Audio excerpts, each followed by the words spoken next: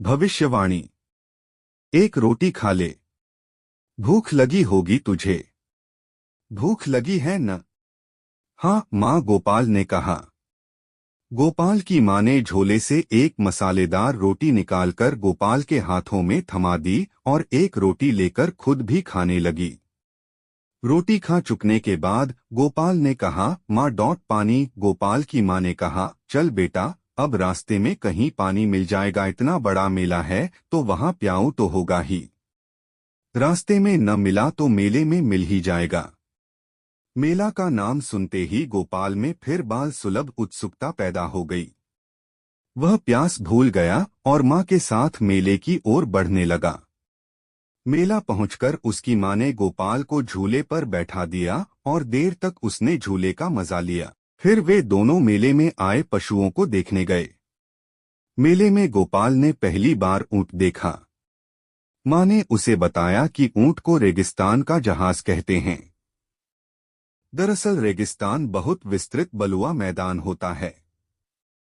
दूर तक बालू ही बालू, जिधर नजर दौड़ाओ उधर बालू। इस मैदान में अन्य जानवरों का चलना मुश्किल होता है, मगर ऊंट की पतली और लंबी टांगें इस रेगिस्तान में आराम से चलती हैं। दूसरी विशेषता ऊंट की यह भी होती है कि वह कई कई दिनों तक बिना पानी के रह सकता है, क्योंकि ऊंट के पेट में एक थैली होती है जिसमें ऊंट अपनी जरूरत के लिए पानी सुरक्षित रख लेता है। पानी का नाम सुनते ही गोपाल को अपनी प्यास याद आ गई और वह पानी पीने के लिए मचल उठा। उसकी माँ ने पता किया। संयोगवश पशु मेले में ही प्याऊ की व्यवस्था थी। वह उसे लेकर प्याऊ पर गई, खुद भी पानी पिया और गोपाल को भी पानी पिलाया। पानी पी लेने के बाद गोपाल में ताजगी आ गई और वह प्रसन्नचित्त होकर मेले का आनंद उठाने लगा। एक स्थान पर उसने देखा, थोड़ी भीड़ सी लगी है। उसने अपनी माँ से उस ओर चलने को कहा।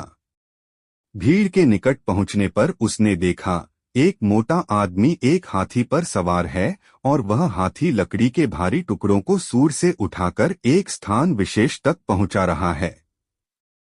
भीड़ के लोग हाथी के काम को विस्मय के भाव से देख रहे थे। तभी किसी ने कहा, जरा मोटे को तो देखो। अभी वह कुछ आगे बोलता कि बगल में खड़े गोपाल ने तंज किया, ऊपर वाले मोटे को या नीचे वाले मोटे को। भीड़ ने बच्चे के मुंह से निकली यह बात सुनी तो सबके सब हंस पड़े, लेकिन गोपाल की माँ की भ्रिकुटियां तन गईं। आवेश में उसका हाथ उठा और गोपाल के गाल पर चट से एक तमाचा पड़ गया होता, मगर एक व्यक्ति ने गोपाल की माँ का हाथ पकड़ लिया। नहीं बहन नहीं, इस मासूम को मत मारो। तुम्हें नहीं मालूम कि तुम्हारे इस बच्चे में ईश्वर ने कैसी ऊर्जा भर दी है। मैं ज्योतिष शास्त्र का जानकार हूँ, तुम्हें बताता हूँ।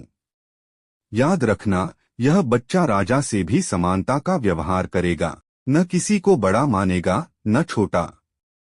इसकी बुद्धिमत्ता की सभी सराहना करेंगे। शत्रु को भी मित्र बनाने की कला में यह माहिर होगा। कटु सत्य बोलकर भी यह किसी को अप्रसन्न और खिन्न नहीं होने देगा। ऐसे लोग सदियों में पैदा होते हैं और सदियों सहस्राब्दियों तक याद किए जाते हैं।